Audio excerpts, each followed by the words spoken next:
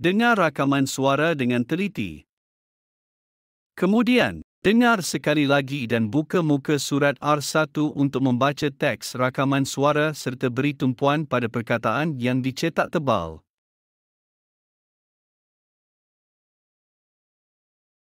Davy, Albert dan Leon berkunjung ke rumah terbuka yang diadakan oleh Fahmi. Suasana rumah terbuka itu sungguh meriah dengan dihadiri oleh sanak saudara dan jiran tetangga. Albert amat menggemari ketupat dan rendang masakan ibu saudara Fahmi. Davy pula kekenyangan kerana telah makan 10 cucuk sate dan nasi himpit. Fahmi ada mempelawa Davy untuk mencuba muruku buatannya, namun Davy menolak kerana sudah kekenyangan. Leon pula baru hendak makan lontong kerana leka berbual-bual dengan rakan-rakan lamanya yang kebetulan turut hadir ke rumah terbuka tersebut.